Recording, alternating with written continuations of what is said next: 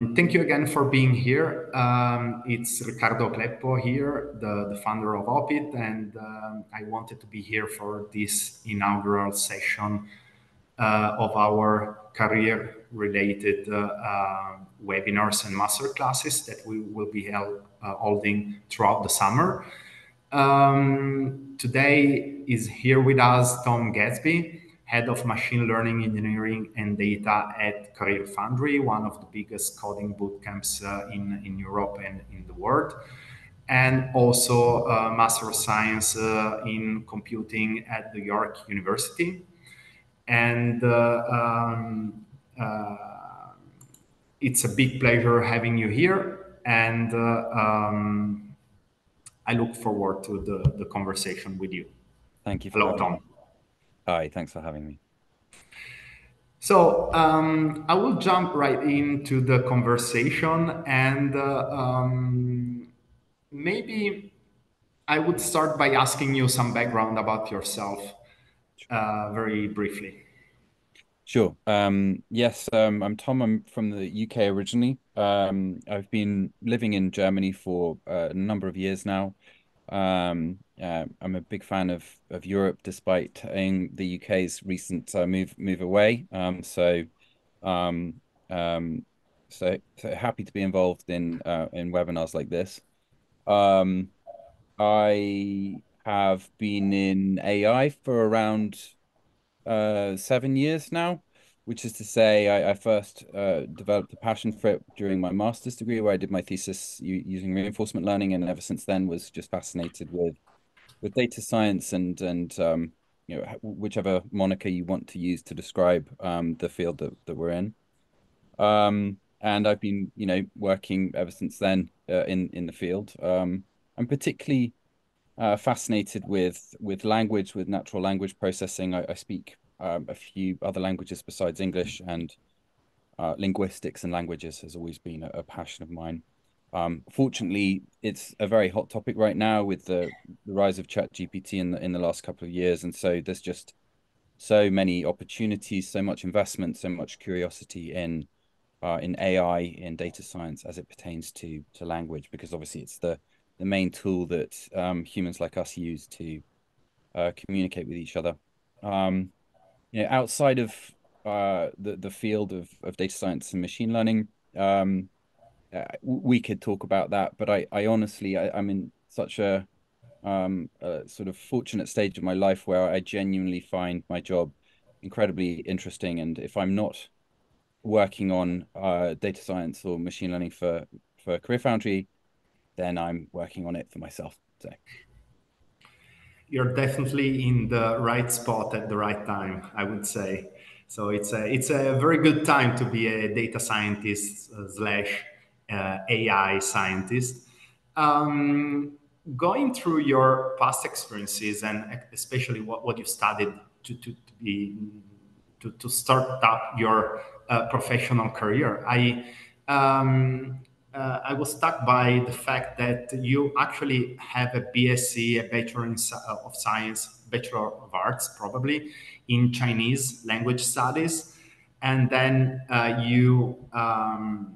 and then a few years ago, I would say 8 to 9 years ago, you actually got an MSc in computing. So I was very curious to know about why you went for the Chinese studies in the beginning and then switched into another field. yeah, that's a great question, and I think it's a function of the education system in England, certainly where I mainly where I studied that. You're sort of forced to specialize in some areas at quite a young age. So in your late teens, the society expects you to have a good sense of what you'd like to focus on. At that stage, I didn't have any strong inclinations about the direction that my life was going to take. And because I was interested in languages, also because I saw the rise of China as an economic power, I felt that it would be sensible to focus on Chinese as the language as it pertains to language, but also the culture and the economics of China. So I studied Chinese language. I lived in China. I worked in China. I got to know the culture and met some amazing people out there. Um, and then I moved into finance, which is a quite a common path, I think, for lots of people in the UK and Europe in general. Given how big the financial services industry is in the UK as a percentage of GDP, it's just quite a logical step for many people. It was never something I was passionate about as a young man. So I worked in the field, I gained a lot of experience, but I was always sort of maybe still searching for that passion. And then, in my mid-30s, took a bit of time away from finance and really tried to think about what I found interesting. And that reflection led me to computer science, and then on to data science. And I think it's quite common for people to really at several stages in their life to feel like they want to change direction. And that's why being able to take a bit of time out, study a new field, and then retrain into a new sector is an opportunity that I was really happy that I took. So yeah. Yeah, and personally, I am always a big fan of mixing competencies to build like very rounded and 360 degrees professional profiles. I've done it myself. I follow different fields of interest and studies to actually mix up competencies and backgrounds and angles that can provide you an edge, a competitive edge on the job market.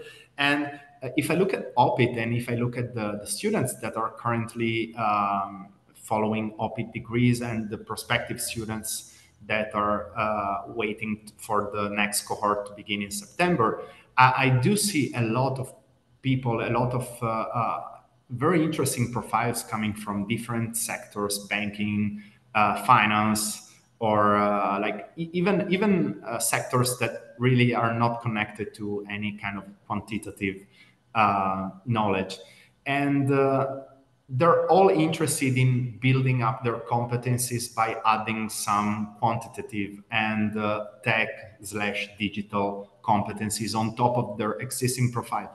To me, that does not mean that you simply put what you learned in the past in the closet and never use it again. It's actually like a very powerful tool that you can always use, even if you switch to tech. What do you think about it? I completely agree. And I can only really speak with confidence or with some confidence about the fields of, let's say, software engineering, data analytics, and data science and machine learning, but mainly with a focus on the sort of data science machine learning side. Um, for me, that it was so powerful to learn that basically I'm developing a set of skills that once I have them, I can apply them to any sector. And so I really think that as someone who's taught data science and has employed data scientists and worked on practical problems, the people that I get the most out of are normally people who have technical skills in data analytics or data science, but have a background in something else.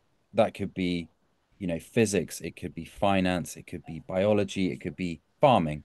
um, you know, Data science, data analytics, technical, quantitative skills, they just allow you to view the world, the sector that you're already in a more sort of robust way, allow you to use statistical methods um, to conduct experiments or to build products which you think might work in that sector. So, yeah, definitely, combining many skills is a great thing to do.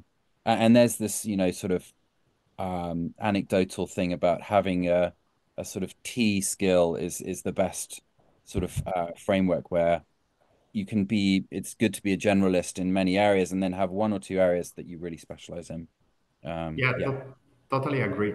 And Greta, Sarah, please feel free to interrupt me if there is any question from the audience.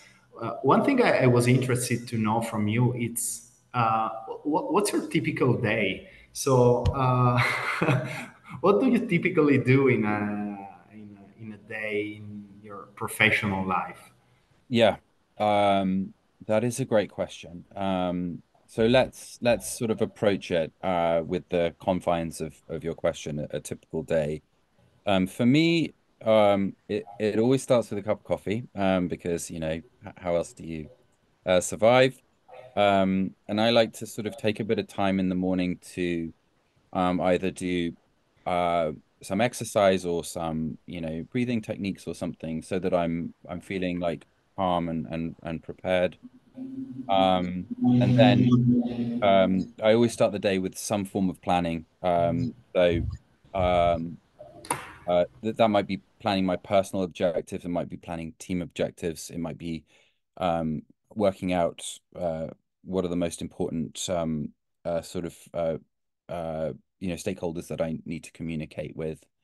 And once you have your day sort of planned out, then at CareerFoundry, the machine learning engineering team always start the day with a sprint, sorry, a stand up. So that that's just a it's a 5 to 15 minute conversation, should we say, where everybody's discussing problems that they faced on the previous working day, what they're planning on doing today. It gives us an opportunity to realign on shared objectives and help each other with any problems that arise, debugging or logistical issues. So basically, that whole process of sort of getting your mind right, planning the day, connecting with your team, working out what's going to happen, that can take a couple of hours in the morning to get done. And then the rest of the day is normally a combination between meetings and deep work. So I try and carve out um, as much time as I can for deep work, because particularly in technical fields like data science or web development, whatever it is, you're dealing with complex problems and you need to really focus. So it's not helpful to have lots of little meetings breaking up your day. So yeah, deep work and meetings till the end of the day, and then I do what most people do, which is have some food and watch a bit of Netflix. No, that's great. I actually like a lot to start the more as soon as I wake up with some exercise. It's like a practice that that I've started in the last few years. But if you do some exercise very early in the morning, that really helps you start with the right pace, with the right energy. So that's a good advice. How many people are you managing as of today? And connected to that, how did your daily work changed as you grew up professionally and you started managing people? I was pretty surprised that you still are very much hands-on, right? So you don't really manage people all day. You actually get your hands dirty programming and doing the cool stuff, let's say. Yeah, so the machine learning engineering department at CareerFoundry is around five big. It slightly varies depending on whether everyone's involved in core machine learning engineering work or working on other projects, but let's say 4 or 5 people in the team. And that's for me, that's a really good size of team to manage. I For two reasons. One, I like to stay technical. That's just a personal preference, because the field of machine learning and data science is changing so fast that if I'm not working on practical problem solving, I feel like I'm gonna get left behind. I'm not saying that's for everyone, because some people really enjoy managing and focusing on that, and I think you can achieve a lot by just being a manager. So I like a smaller team because it allows me to stay working technically. I also just find it's it's a number between, let's say, 3 and 8 or 10, what can work quite well, where you can build trust with everyone. You know the people well, not intimately, but they're not strangers to you. You can stay on top of what everyone's doing. And as the teams get bigger, as obviously as you get more senior and you take on bigger responsibilities, it's just not possible to maintain that closeness to the people in your department. Um, so it's a small team. I mean, in the past, before moving into tech, I worked in product management and I was managing slightly bigger teams, but I've always found, that sort of number, three, let's say 3 to 8, is a really good size for having uh, a good relationship with people and the ability to align on shared objectives and like really plan like some 3 to 6 month block of work and then achieve that. Yeah, Yeah, I think that one big misconception about growth, professional growth in the tech sector is about thinking that growing professionally means that you need to start managing a lot of people, somehow leaving behind what you do at best. This is tricky because this leads many employers like in the way of thinking that if they want someone to grow, they actually have to somehow change what it does the best in order to start managing people. While I personally believe that, especially in the tech field, someone can grow professionally, salary, whatever, even by being better and better every day in what it does well, which definitely, is likely programming, developing algorithms, or like all this kind of stuff. definitely. Definitely, let me start by saying I have many friends and colleagues who are much smarter, much more capable than me, who have just stayed being a, single data scientist or data engineer. They don't lead teams and they're very happy and challenged doing that. The second thing is, sorry, did my master's, 7, 8 years ago, something like that. And I've been fully focused on data science ever since then. I'm still learning new stuff every year. Um, and I know that I still have so much more to learn. So I think, yeah, you can choose to go management, you can choose to stay and be an expert in the field and stay Yeah. technical. They're both great options. I totally agree. One thing that really changed in the last few decades is that if you went to university like 20 years ago, what you learned was pretty much up to date, like for decades. You didn't really need to keep uh, learning new stuff, keeping you updated to the newest trend because the pace of the change was not as fast as it is today. Today, especially in these sectors, you need to keep learning, even if you like attended the best degree programs, like OPIT, of course. um, you still like get out of university and you need to keep learning. What's your advice for that? What is the best strategy to keep doing so? Yeah, that's a great question. And I'm sure many other people will be able to answer it better. I think for me, it always starts with the most important thing, which is being curious and being passionate and interested in whatever it is that you're trying to stay on top of. I'm not suggesting that everyone should just follow their passions in life. I think that can be quite a dangerous thing to suggest. But it's been my experience that if you can find something that you're good at in a field that is rewarding, which is like, financially allows you to grow, it's interesting, then I believe like over time passion will emerge from that. So curiosity and passion, if you apply yourself sensibly, will be a natural byproduct. So number one, to stay on top of the field, try and be interested and curious. And then after that, it's like, how do you literally stay on top of the latest technologies?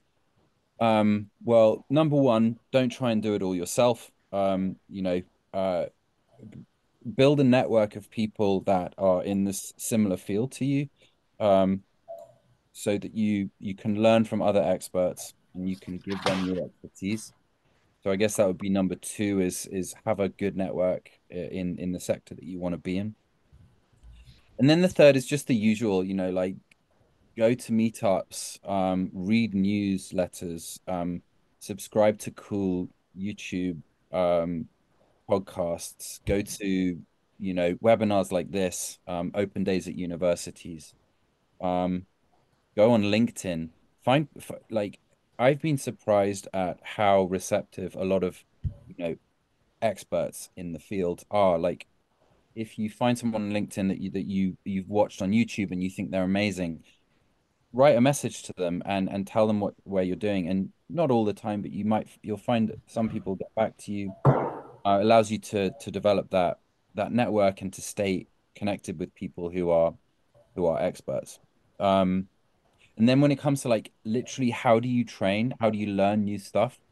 I think everyone has a different approach, and that's a function of where you are in life, what kind of personality you have. So some people might want to do a, a little Coursera course because they only have 5 minutes a day and they can't dedicate a lot of time. They might not have a lot of spare cash. Some people might want to take a year out of their life, a couple of years out of their life, and really just dive into something. So it really depends on what your personal approach is. I mean, in my case, I took like a solid 2 years out of my life to do the masters, and then I worked really, really hard for I guess probably 2 or 3 years after that to get like what I felt was a good basic skill set in data science and machine learning. And now what I do is I follow the right people. I'm downloading GitHub repos. I'm playing around with new tech. I'm, uh, uh, reading publications and occasionally taking courses either through, Google or Coursera or stuff like that. Um, yeah, and it's quite piecemeal for me because I feel like I'm in a pretty uh, I feel like I'm in a pretty good place. I know where I want to be. I know what skills I need to learn. So I can motivate myself. I can find the resources. And some people, obviously, if you feel more junior, you Yeah. might need more help to find the right stuff to learn. I'm No, these sorry are to yeah, interrupt, Riccardo. There is a yeah. couple of questions. Okay, I, I thought. I saw Yeah, that. I was yeah, just about to yeah. Okay. to ask these questions to Tom. So the first one is from Mario, who is thanking us for the webinar and also asking you an advice for what is your advice for someone looking to transition into tech field from a different industry? It's somehow related to what we've discussed now, but Yeah, it's a great question, Mario. And I think it's hard to answer because there's so many different possible. There are lots of correct answers, and I think a lot depends on you as a person and where you are in your life. Um, so what. So rather than answering the question directly, like, oh, you should do this or you should do this, maybe I'll say like, what kind of things should you be thinking about? So you should be thinking about like, what are my technical skills right now? How skillful am I? Am I starting from scratch? Am I a very confident learner? Can I learn by myself? Or do I feel more motivated to learn in groups? Personally, I find I learn best when I'm around other people. We're kind of motivating each other. So if you like learning by yourself, like you code late at night or whatever, then you could maybe do some online courses. If you feel like you want to get motivated by people around you, maybe a more formal qualification where you're studying in a class with other people, maybe that's a better idea. Um, think about how much financial resources you have, because there's a lot of information out there that's free. My experience has been the information is kind of out there. Like you don't need to go to a university. It's not like they have secret knowledge that no one else has.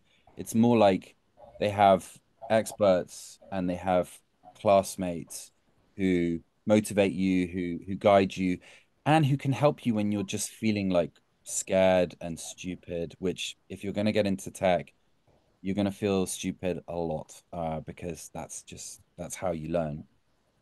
So how confident are you learning by yourself? How much financial resources do you have? How much time can you put aside? Is it just can you take a year off work?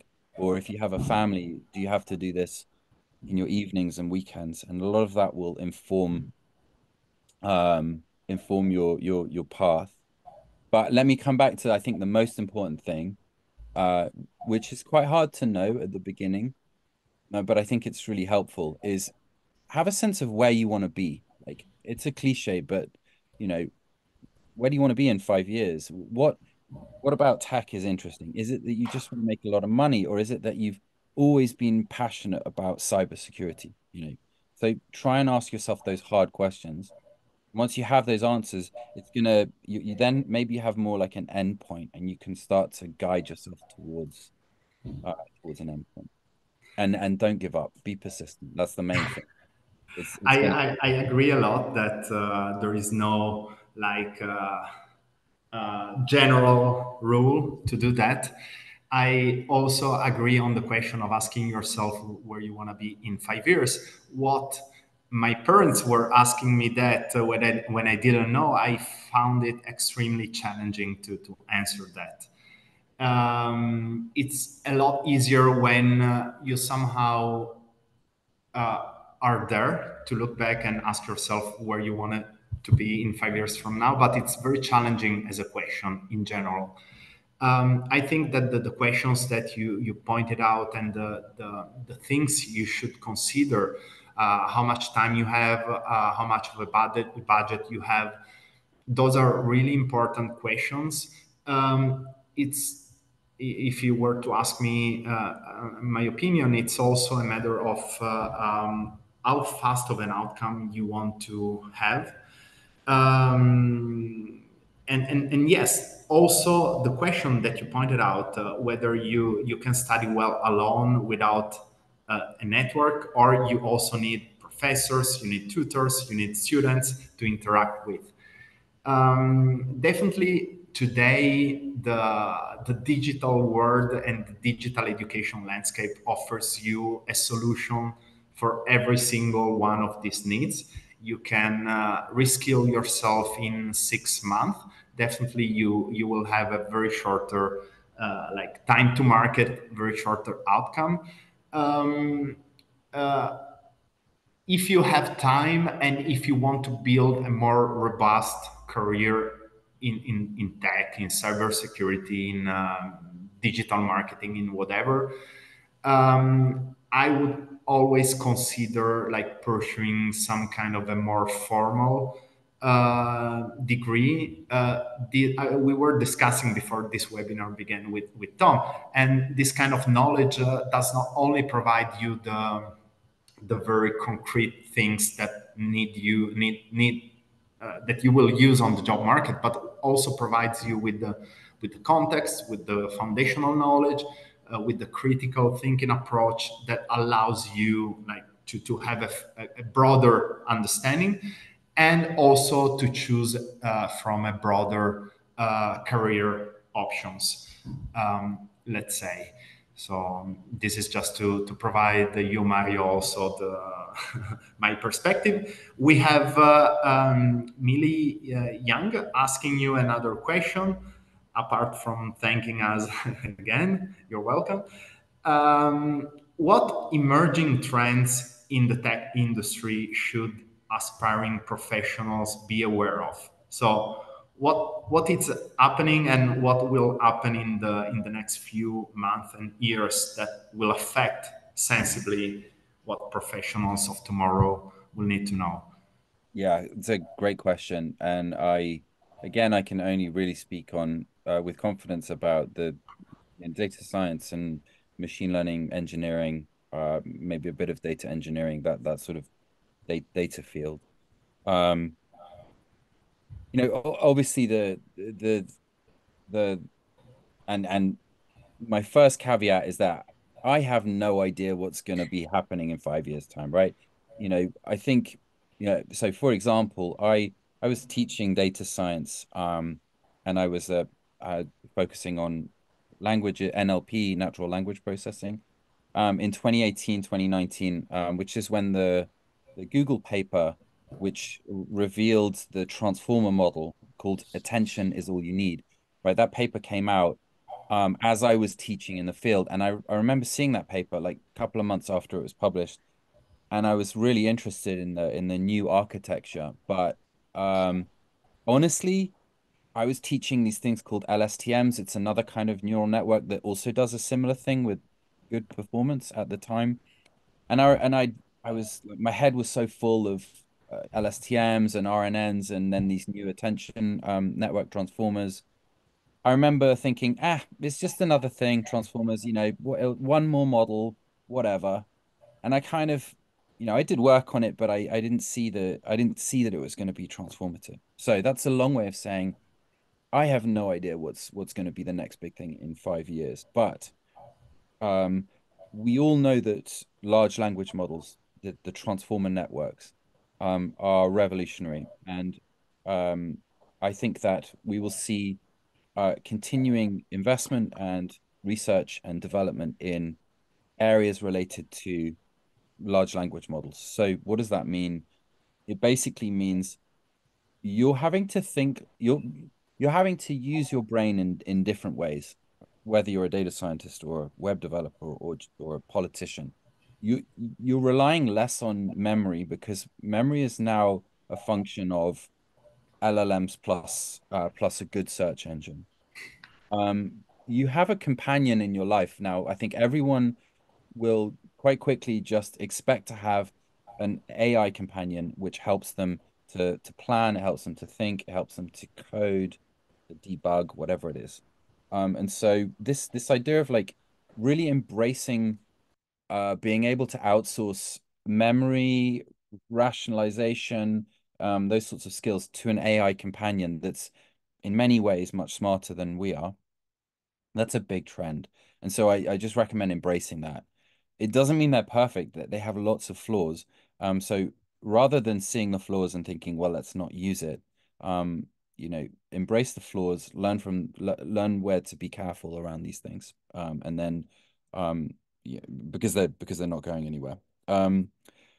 So connected to that, a second trend is these large language models are going to turn into things called large action models, LAMs. You may have seen Rabbit R1, which is like a LAM model that demoed at CES last year.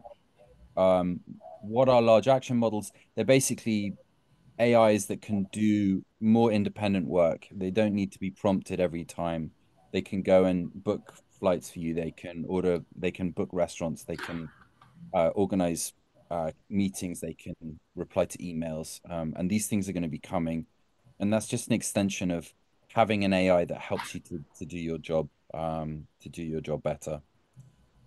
Um, I guess two more things that I'm aware of: computing costs and computing power is increasingly important. These big models are ridiculously big and ridiculously expensive, and so the stock price of Nvidia just shows you that computation is a scarce resource. It's really hard to get good TPUs these days. So what does that mean for you? It means like I think you need to think actively about like where is the computation taking place that the my AI companion is working off. Why do I need to think about that? Because it could be really expensive. Like ChatGPT, it's not particularly expensive, but trust me, it could be a lot cheaper. Um, um, then there's the data privacy side. If all of the AI, if the AI's work is all, if the data that the AI is using is all getting thrown out to and being used for computation in the cloud, then how private is my data and how private is the information that I'm sharing with this AI? Um, yeah, that was mainly like I guess a kind of machine learning heavy answer.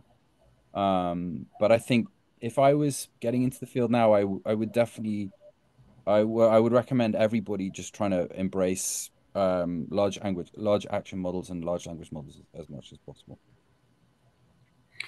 Yeah, thank you, Tom. It's a fascinating topic, and of course, it's very difficult to predict where it will go.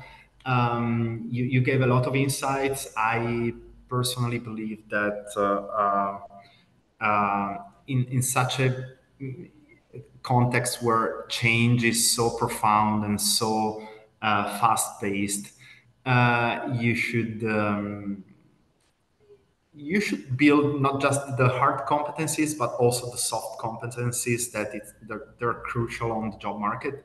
So hard is fundamental, but soft, being able to interact with peers, being able to think critically, having a wider knowledge than just the hard stuff, it's just as important.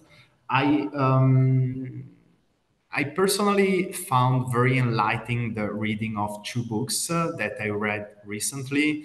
The one is called The Coming Wave by Mustafa Suleiman, which is one of the co-founders of DeepMind, which is the company that Google acquired and that actually invented the transformers, as far as I remember correctly, the thing that Tom was talking about before. And they're at the base of modern LLMs like ChatGPT, and they were actually invented in Google.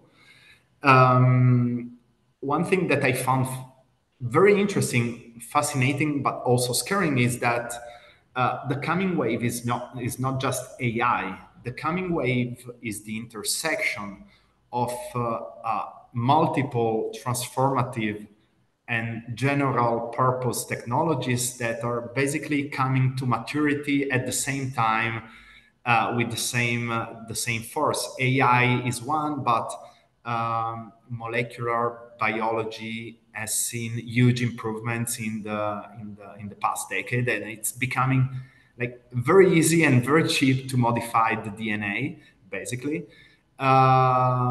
Renewable energies as well. They've made huge improvements. Then we have robotics, and then we have quantum computing, which will basically allow to compute a huge, massive amount of data and perform algorithms that could have taken ages, like just a few years ago, in a matter of like seconds. So there are a lot of transformative technologies coming up in the next decades.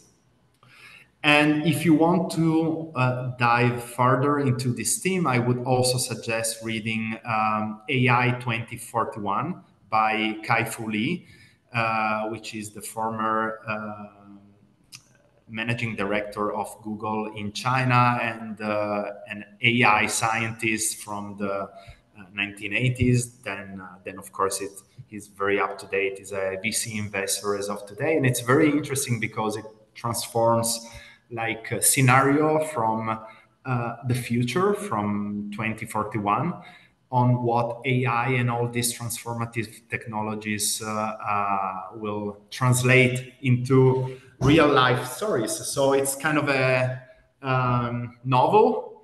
It actually has 10 novels on one side, but also explanations of how these big technologies and important technologies will transform the world. So yes, I don't have an answer. A few people maybe have an answer as of today, those guiding the big investments that are currently happening in the tech field. Yeah, and I think just to close on that topic of uncertainty, like half of the AI experts that you ask will say that general AI, AGI, general artificial intelligence, the sort of AIs that can take over the world, maybe that these things are really very close to happening. I think Ray Kurzweil has like a prediction. I forget if it's 2029 or 2039, but anyway, like really soon this is going to happen. It's called the singularity. After that, we might lose control and the world's going to change incredibly fast. And then there's others like Jan LeCun, who's the chief AI scientist at Meta, who's just like, guy, calm down. Large language models are really, really stupid right now. They can do some amazing stuff, but we are nowhere near AGI. And so if even the experts in the field have no idea what their sector is going to do in the next 5 to 10 years, what chance do we have on this webinar? I agree. So let's get back on Earth now. And I wanted to ask you some final questions and advices to potential students and to people generally interested in a career in tech. What you look at when you screen CVs, what you look at when you make interviews and like reach your final hiring decision. So very practical things that would be interesting for them to have out of this webinar. Yeah, that's a really great question. Possibly one of the most important questions for for students, irrespective of where they're at in their career right now. So I'd like to focus on what I think is the most important thing first, and I'm glad it's a topic that you brought up earlier, Riccardo, and I'm glad you did because I forgot to mention it, and that's the idea of soft skills. So we're going to talk about what are all the important aspects that I look for when hiring someone, but I can tell you that the most important thing for me is someone that I like, someone that I can see myself working with, someone who has a good approach towards people skills, someone who has a good approach towards problem solving, because I don't know what the future holds in the company, let's say CareerFoundry, or in the job market in general, what problems we're going to face, what financial, what logistical issues we face. So it's really hard to predict the future. But what I can say is that I know if there's someone who I'm going to enjoy working next to, that's the person who I'm most going to want to solve whatever problem it is with. So I don't know how to sort of I don't know how to advise people to be better at soft skills, but I'm sure Google can help you with that. I just look for like a connection. Um, so that aside, it then just becomes a function of, what problems do we currently face? And given those problems, what are the skills that we're expecting um, a future hire to have? And then, you know, then I look for those skills in a candidate, and we screen CVs based on whether those skills are present or not. Everyone will have a different list of skills. I would say when it comes to like red flags for CVs, one of the things I don't like to see is too many skills. Uh, Mhm.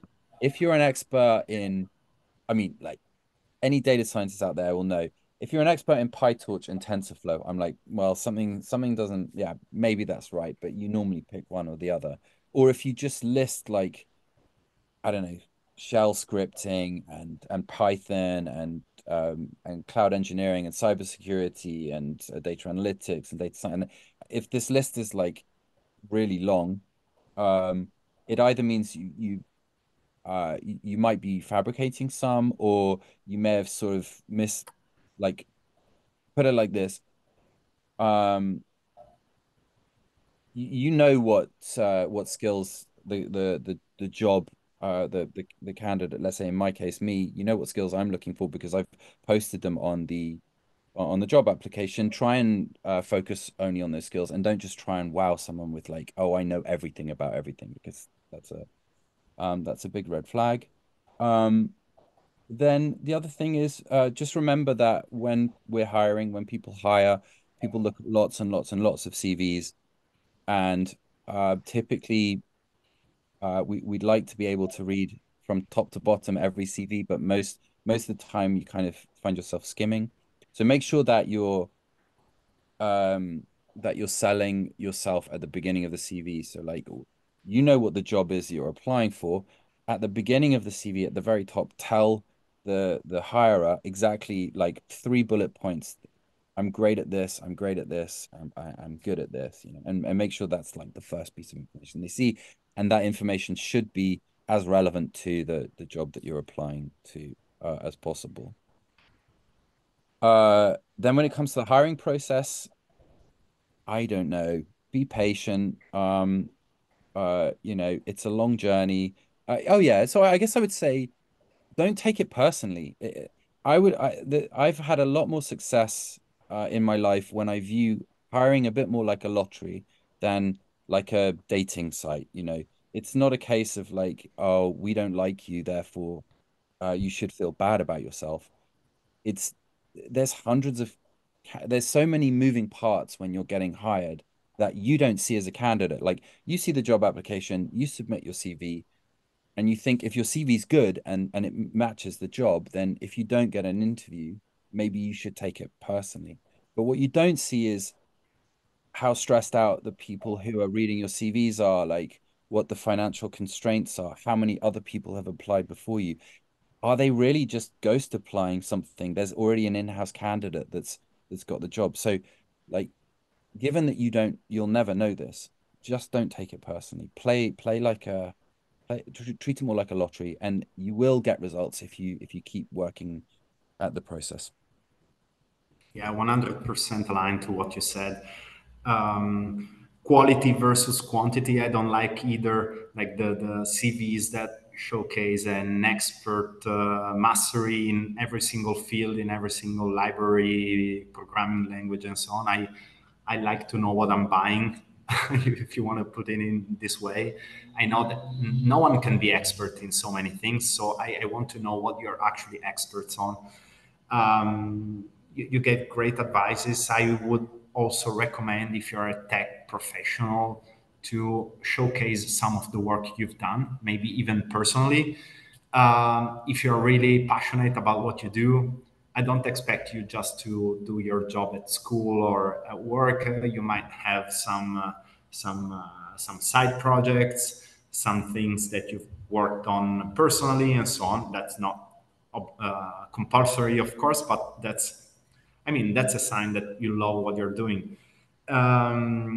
So maybe a GitHub profile would be would be good. Um, I also would like to get back to what Tom said before. So don't be afraid of reaching out to people directly on LinkedIn.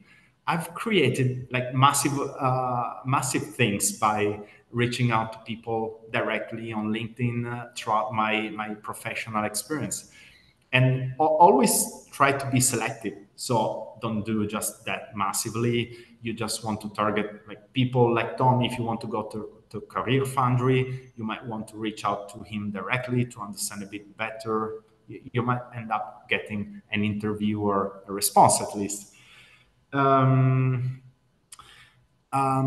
We have a question from yeah, from John John Hammer. from Yes. Sweden.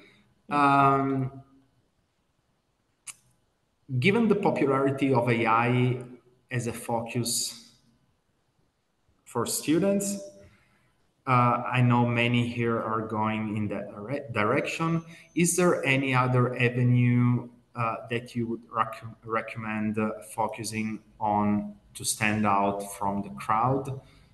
Um, Yeah. Also, my vote is for the gray goo singularity, which I don't know what it is. Maybe you know, but Wait, let me check because I didn't exactly catch which singularity. The gray goose singularity. I'm afraid I don't know. I don't. I'm not down on the space of singularities that we might face. But my personal feeling, by the way, is that I think we're a lot further away from any singularity than you basically read in the mainstream. I could of course be wrong about that, but yeah. So it's a really tough question because yes, AI is, of course, it's a hype. There's a lot of hype around it, and with hype comes bubbles. So I think we are in an AI bubble right now. It's not the first time there's been an AI bubble. Um, but I think the difference between previous AI bubbles or other bubbles. And this one is that it's just pretty clear that everyone's going to have an AI in their a chatbot in their pocket that's going to be doing increasingly more work for them in the future. So, first things first, it's a bit like, I don't know, mobile phones or something like that. It's just going to become ubiquitous. So if you're not interested in AI and you know, interestingly, like you don't need to be an expert in AI in a lot of cases because ChatGPT can be your expert for you. So in a way, it's a great question to think about. Other avenues to recommend focusing on. I, there's so many avenues out there. I almost can't pick one. I mean, if let's make an assumption that we're just talking about tech right now and sort of move all other sectors out of the equation. Um, I think uh yeah, probably the first thing that occurs to me um is cybersecurity because as AI becomes increasingly prevalent, the requirement for people to build robust systems becomes increasingly important. AI hacking, AI viruses will be increasingly commonly used, and we'll see things like, you know, your your CEO rings you up on a Google Meet call and looks and sounds just like your CEO and tells you that you have to wire some money to a bank, and it turns out that that's all completely fake. So like, how do you build controls around that? So I think cybersecurity is super important. I would just say that in the short to medium term, 3 to 5 years, um, having good technical skills, like having a good being able to think quantitatively, being able to understand the limitations of human thought around, you know, product market fit, around A/B testing, around data analytics, whatever it is, having those skills is super important. Even though ChatGPT can do data analytics, there is always a non-zero probability that it will lead you in a very crazy direction if you don't understand what it's recommending. Because LLMs will always hallucinate until we can design a better system. Um, Even though they're doing a lot of the heavy lifting, you still need to be an expert because Mhm. someone needs to be in that room going, okay, the AI is saying that this test was statistically significant, for example, but I'm looking at the numbers now and I disagree and I'm going to challenge the LLM. Turns out the LLM was just making stuff up. And until we can solve that problem, I think probably my answer would be having strong technical skills. And then obviously the thing that Riccardo mentioned and I've backed up, which is like good soft skills. Um, you know, maybe medium to long term, the things that AI will do really well are the non-human stuff. So make sure that you're not forgetting to be a good human and thinking about creativity and empathy and human connection, stuff like that. Yeah, totally agree. Very insightful as it's been for the whole conversation. And yes, maybe going back to and reshuffling what we've said before. The future is not only made by super technical AI professionals.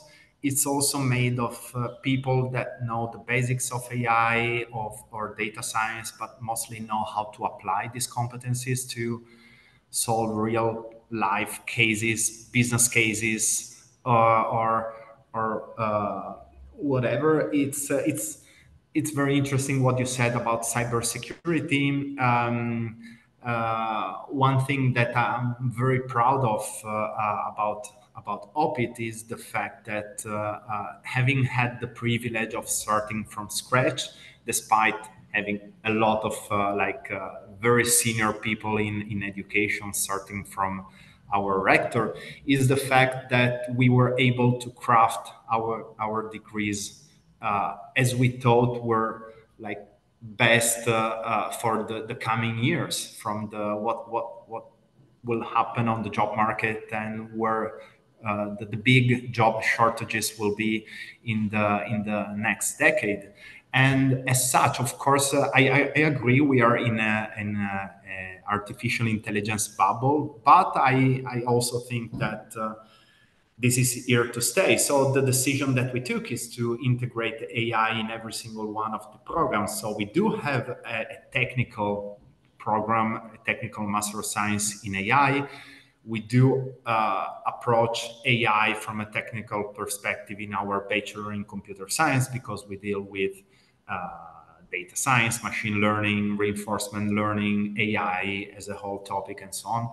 But we do also have side programs like the digital business ones or the cybersecurity ones that do not go into the technical aspects of AI somehow, but actually have modules on how cybersecurity is being affected by AI, how the threats and malicious activities are being automated through AI, how you can use AI for forensics and to understand how attacks have been made, or how to apply AI to the business and what does this mean in terms of potential revenues, but mostly in terms of cost, which is not just the cost of applying AI to your business, but also the cost of retraining and reskilling and reorganizing your organization. So there are multiple aspects in which AI will affect the business of tomorrow. It will not just be LLMs, will not just be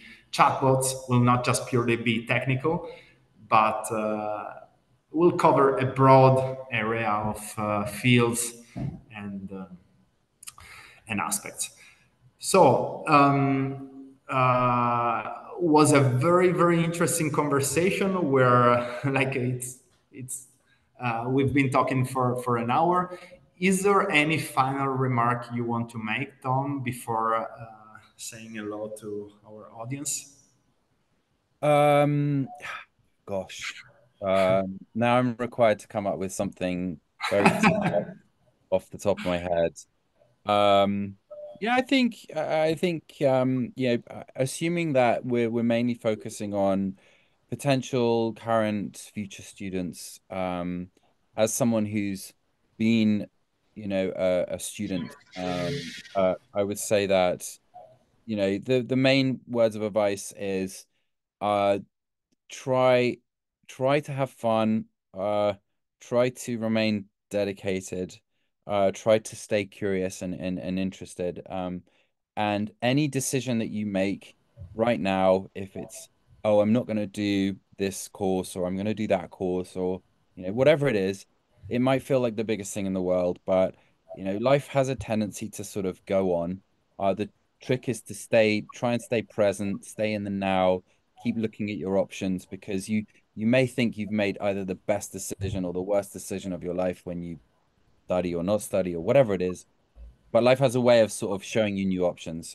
So don't try not to let it all get you down, and things will be all right in the end. If it's not all right, then it's not the end. That's what they say. Thank you, Tom. It's been a super interesting conversation, and thank you again for attending this masterclass. And we'll talk again soon. Thank you.